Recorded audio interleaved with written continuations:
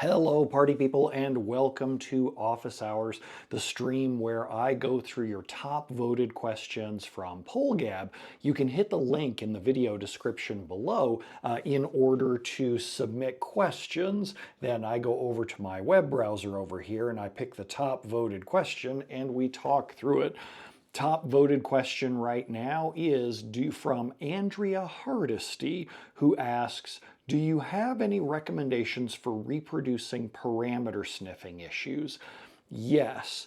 If you go to brentozar.com/go/sniff, brentozar.com/go/sniff. I've got a whole totally free video where I talk for about an hour explaining the basics of what parameter sniffing is and how to reproduce the problem that you're having. Then, for a lot of people, that's all they need. For a lot of people, that totally free information at brentozar.com/go/sniff is all that they need to get started going down that road of what they should do to fix it.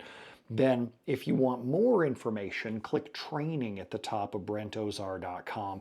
And I've got my fundamentals of parameter sniffing class and my mastering parameter sniffing class. By all means, most people don't need that level of detail, but when you do, it's available to you. Hi to Kev and Renee King for joining.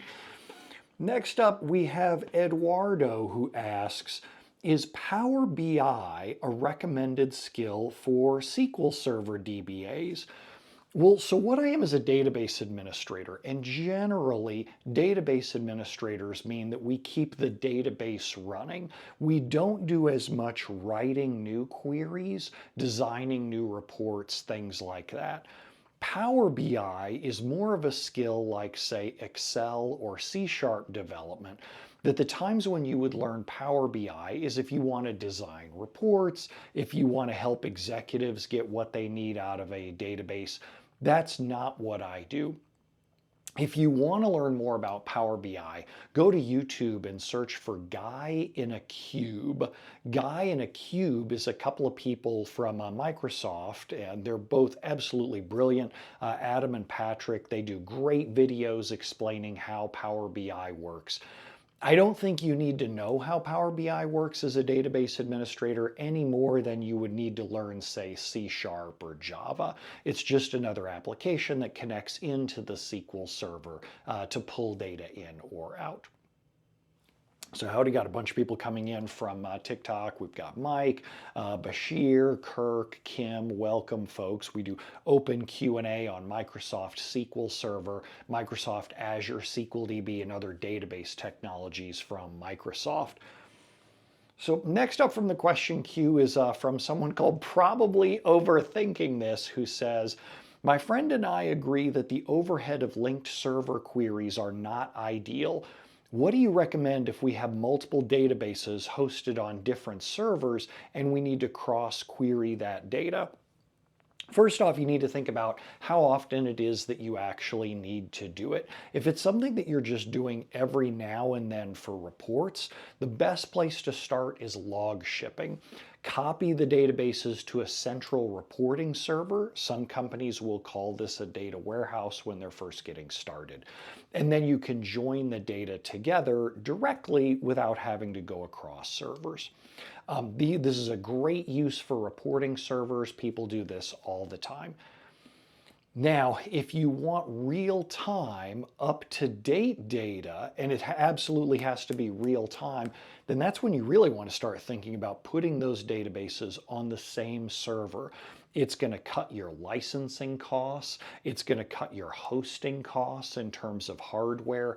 So often when I'm dealing with companies, they say things like, whoa, it's a lot of workload. But then when we actually go and look at the servers that are involved, I'm going to grab a little server from my desktop. I hesitate even calling this thing a server, but often when people talk about, whoa, we got all this hardware, it's really like a $200 PC that you would buy off of Amazon. If each individual server only has, say, 4 or 8 CPU cores, you should really think about consolidating both of them down together. Plus, you really don't need to worry about permissions issues. Just give each team its own login so that it sees only its own databases.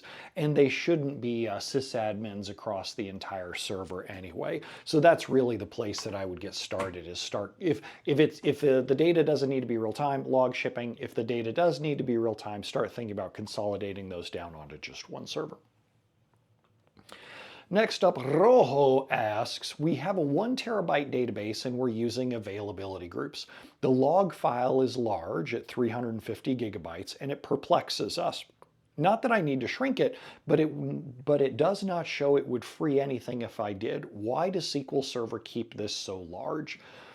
The best place to start is if you look at the log file reuse weight description. Log file reuse weight description. If you Google for that and Brent Ozar, I've got a blog post about why it's one of my favorite columns in any of the DMVs. It'll tell you why SQL Server isn't able to reuse the existing log file space and why it's growing out. Some of the typical reasons include it's waiting for someone to take a backup. They're not taking backups often enough. Someone has an open transaction. The availability group broke and it's not able to sync over to the secondary, so SQL Server has to keep all the transaction log data until whenever the replica joins back in. There are a whole laundry list of things. Now, at 350 gigs, it's 35% of the space of the database. I don't know that I would freak out, but if you want the answer, it's waiting for you inside that DMV. Next up, we have 280 Too Small DBA who asks, I've got a query with async network IO, has all kinds of details in his questions.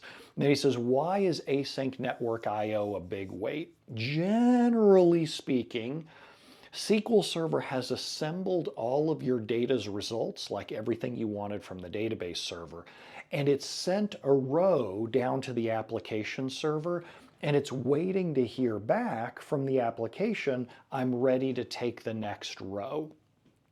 Generally speaking, there are a lot of exceptions to this, but generally speaking, it's because the application server is either overworked, like it's just completely maxed out on memory, it's maxed out on CPU, it's sweating as hard as it can, it's swapping to disk while it's trying to digest those query results, or the application server is doing something for every row it gets back. And I'll give you an example from my own sordid past. I had an issue where the client server, every time that it took a row back, it was making a call to a currency exchange server on another continent. For every price it got back, it was calling over to Europe to say, what's the current exchange rate in francs or pounds or whatever it was.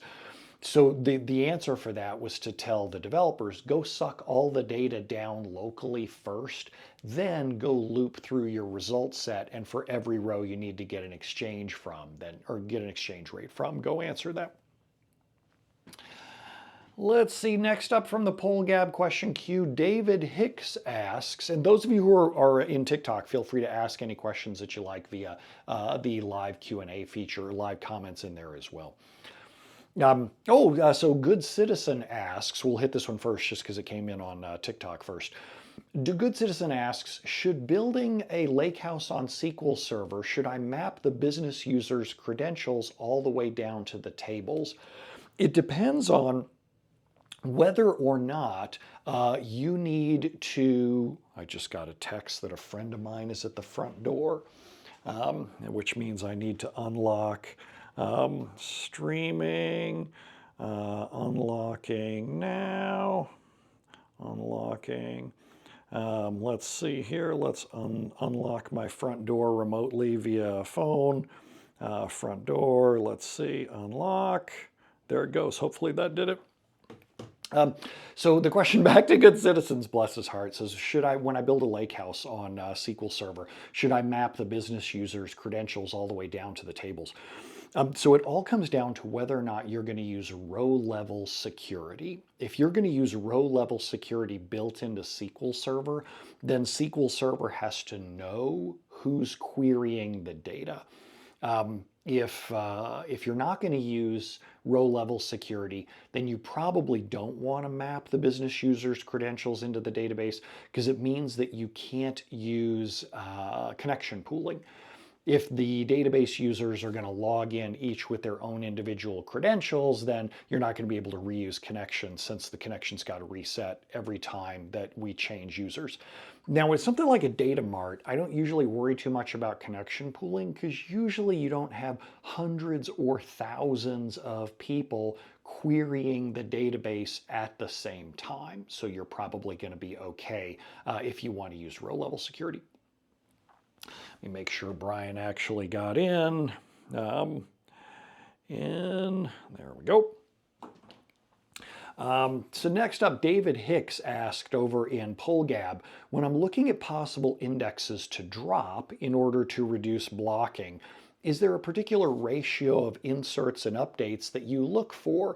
No, because the read and write numbers on the index usage DMVs do not make sense based on what you would expect. You would think that writes means the number of times that that index has been written to, and reads is the number of times that index has been read from, and that is absolutely not what they mean. I show you examples of them in the very first module of my Mastering Index Tuning class. In Mastering Index Tuning, I give you concrete examples from the demos showing why those numbers don't mean what you think they mean, so don't use ratios.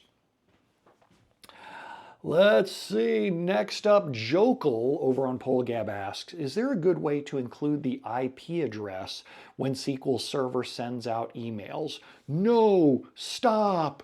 SQL Server should not be sending out so many emails that you need to track which ones are doing it. No, stop! Do that with your application servers instead. The only thing that SQL Server's email notifications should be used for should be for things like job failure alerting. It should never be used for end user alerting. It's way too easy to have denial of service attacks against your own SQL Server when code goes awry. And unfortunately, it continues with this question, we have some rogue SQL servers sending emails and would like to track them down. Yeah, well, in order to change what's in the email, like include the IP address,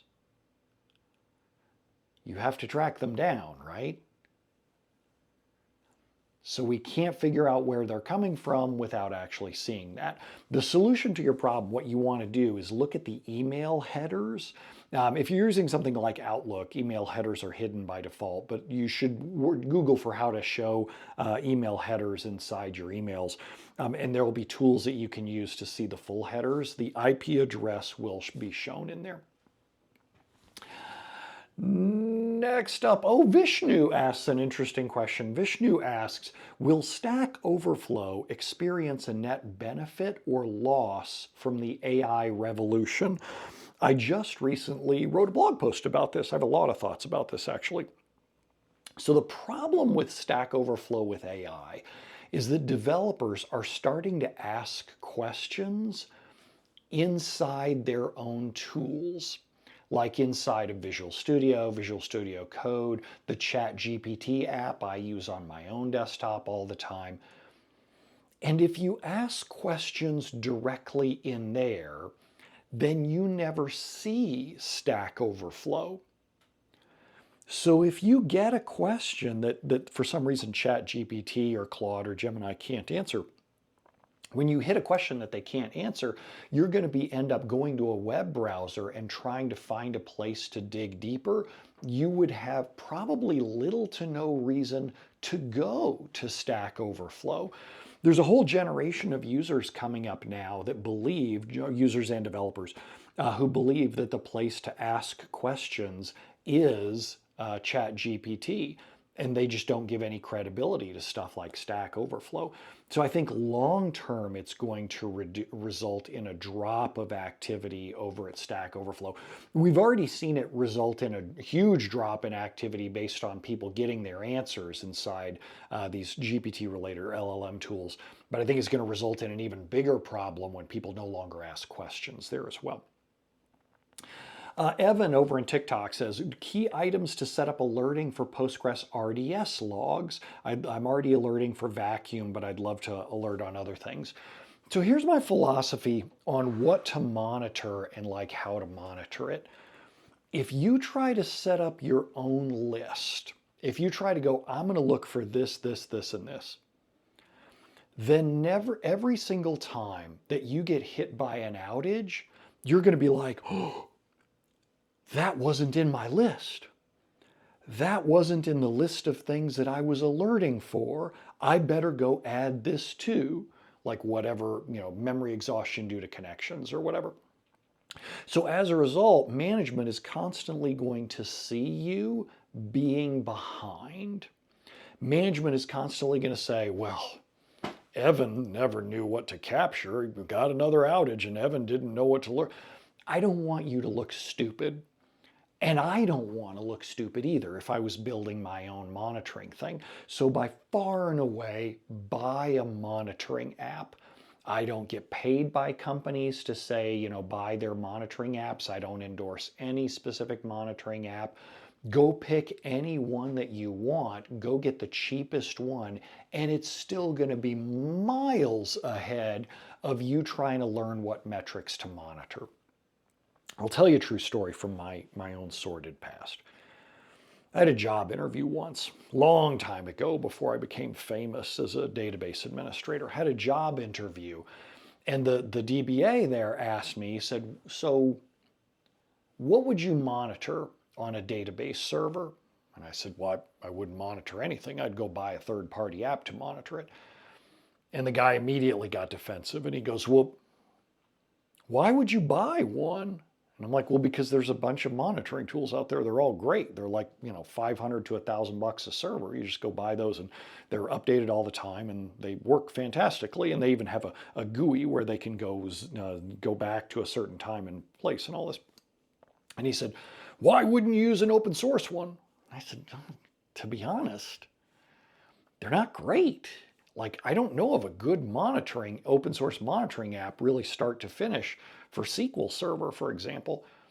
And he goes, didn't you know about X? There's this X, and it wasn't called X, but whatever the name of the thing was. There's this X open source monitoring thing for SQL Server. What about that? And I'm like, well, I don't know anything about it. I've never touched it. Is there a demo that I can go publicly see? And he was like, no. I said, well, is there a support line that I can go call for help? And he goes, no. And I said, well, then why would I rest my production servers on this? Like, why would I ever risk my own job on this? And he got real angry, and it turned out that it was his open source monitoring. Oh, this dude had written a whole bunch of stuff in like the old SQL Server magazine, and he'd written all this about why you should use this open source app. And he tells me this, he's like, it's my own open source project. And I said, well, okay, great, dude, but in your articles, does it give your phone number? Like, who do I call when this application isn't working and production is down and I need to see what's going on? He's like, oh, I don't think this is going to work out well. And it was really funny because he and I ended up being friends later over the years. But that tells you how my time once insisting on an actual paid monitoring software cost me a job. I lost a job over that, which was interesting, but it is what it is. John in the TikTok chat asks, we want to shift our whole Azure SQL offerings to hyperscale only. Any thoughts on this? The first thing that I'd ask is, what's the problem that you're trying to solve? What makes you think that hyperscale is a good fit? And I find it kind of funny, the hyperscale, oh, it's for big data, but then you look at its ingestion rate, and it's only able to pull in like 150 megabytes a second worth of data. Hyperscale, how? How are you going to get to really big data? So just be careful. Make sure to identify exactly what the problem is you're trying to solve, and then understand how hyperscale fits that or fixes that problem better than the other Azure SQL DB offerings. Just for big picture perspective, I don't think hyperscale is really popular. Hyperscale was Microsoft Azure's goal to compete with Aurora, And I don't think it caught on anywhere near like Aurora did. So I would just be careful betting the business on that one. Let's see here. Next up, we have Gianis, who asks, what is your opinion of T-SQL stored procedures that have table-valued parameters? Is this good or bad practice from a performance perspective? There are gotchas with table-valued parameters in terms of how SQL Server guesses the number of rows that are going to come out of them. The place to go start for learning about this would be michaeljswart.com. Michael J. Swart, S-W-A-R-T. If you Google for his name plus table-valued parameters, he's got a lot of great posts explaining the pros and cons on them from a performance perspective. Now, I should say too, though, Swart worked at a very high throughput environment. Think tens of thousands of queries per second. Some of the gotchas that he describes are only really present when you're doing tens of thousands of queries per second. Most of the people in the audience were really only doing tens of queries per second. So just keep that in mind when you're reading his posts. He is talking about outlier type issues. Oh, Perseus asks, what are your top rules for working from home for a work from home noob? Number one, far and away, have an office with a door. Close the door when you're working. When you're done working, close the computer, walk out of your office, and close the door. You want the workspace, if you can, financially, not all of us have a separate office or whatever, but if you can, you want a separate, clear delineation of this is the workspace, that is the home space. And you don't look at your email, you don't go answer calls. When you clock out, you are stepping out of your office and you're going to your other job. That other job is your mental health and the mental health of your loved ones. So clock out and then go to your other job, that other job being, of course, you as well. Next up, DevInHiding says, sorry, Brent, this has probably been asked before, but can you recommend someone who is the Brent Ozar of data security and encryption? Thanks so much. Normally when people say, who's the Brent Ozar of something, I'm going to tell you how I hear it, which may not be how you're asking, but I'm going to tell you how I hear it.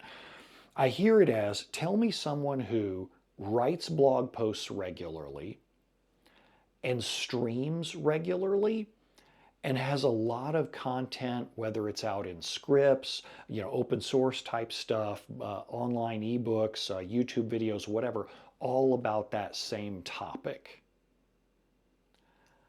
I don't know anyone who does that for database security and encryption.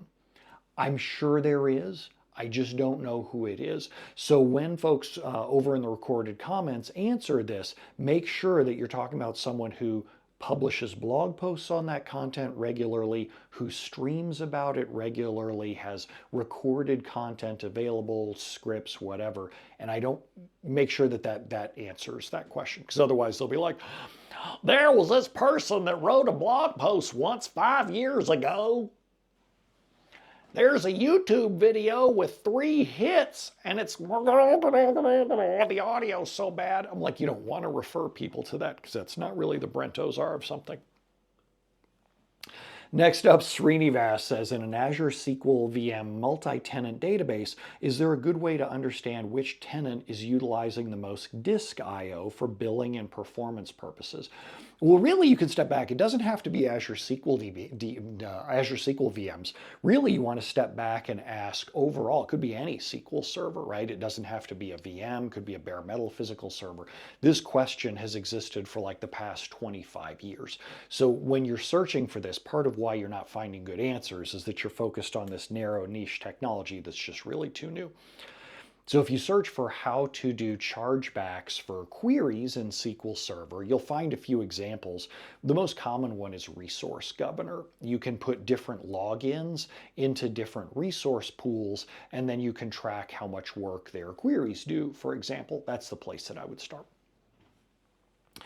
Next up, Ramesh asks, what do you like about paid AI chat tools like ChatGPT over their freebie counterparts? Couple things. One is context length. Context length is how much data you can feed in as part of your query. Often when I'm doing work, I like to be able to say, here's the database schema. Now, with that database schema in mind, here's my question that I have about this problem. You can, with the freebie models, tighten down your question really tight to fit into context. You can just copy in only the relevant tables and indexes, for example, but that becomes a whole lot of work in order to get your answer back. Second thing that I love about the paid tools is the speed of answering. You ask a question into ChatGPT or Claude or Gemini, your result starts coming back immediately. It is super quick. Whereas with the free ones, it takes significantly longer. And then finally, it's just the quality of the answers. ChatGPT is miles ahead of its competitors and keeps getting better. I have subscriptions to multiples. I like them for different reasons. For example, I do blog post stuff and marketing stuff. And when I need creativity, some of the other ones are better. Like I like Claude better for creativity around marketing stuff, but there you go. Next up, Dan asks, what are the top things you'd like to see added or changed in Postgres to make porting apps from SQL Server over to Postgres as painless as possible? I don't think that's even close to realistic. Amazon has this thing called Babelfish that aims to be a layer in between your SQL Server code and a Postgres backend database. There are so many things that it's not compatible with. For example, multiple active result sets, user-defined scalar functions, user-defined multi-statement table-valued functions. There's all kinds of things that don't really work well. So the barrier is so big, even though it's got Amazon's money behind it, I just don't see the point of trying to do that. If you search on my blog for Babelfish, you'll see I've written up a use case where it does make sense to use it. But otherwise, I don't think it makes sense to change a database to support migrations. The work involved is too complex. Plus, at exactly the same time, Microsoft is continuously adding features to SQL Server. And so it would be an endless race trying to keep up with that.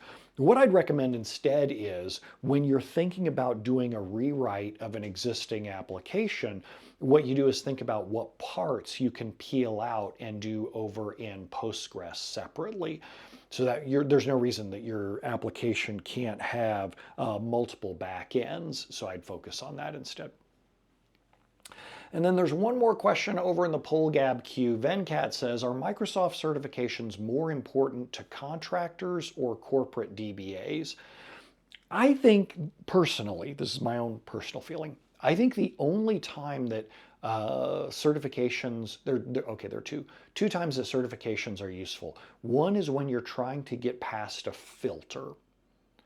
These days, open job postings have so many unqualified applicants coming in that companies are often putting up a roadblock of a certain certification just so that they can cut down the number of applicants to that job. So if you're applying for a job from strangers, certifications can be helpful. But I'll be honest, if you're applying for a job from a stranger, you're kind of already screwed anyway. The other time when certifications are useful is if you want to learn something and you want a finish line.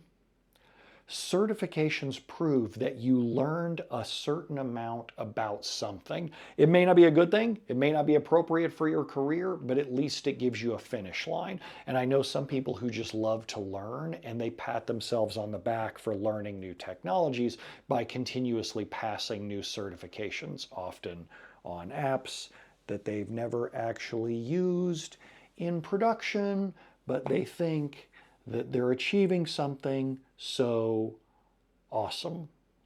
Good for them. All right, so that sums up everything in the poll gab question queue. We'll finish up our office hours there. I'm trying out with a new office hours setup here. I have a laptop sitting in front of me, the Sony ZV-E1 camera sitting on a tripod, and I think I'm going to go with live streaming to Twitch probably more often here as I do these office hours. Or not, sorry, Twitch to TikTok. I do combinations of these in between TikTok, YouTube, and Twitch, playing around with different streams to see which one works the best. I think I'm going to try and stream to both TikTok and Twitch simultaneously going forward, but I got to set up my office a little differently in here in order to pull it off. I like having my stuff back there, my little wall of like tourism and trophies and whatnot, but I got to rearrange my office a little to make that more convenient. So thanks for hanging out with me during office hours, and I will see y'all next time. Adios.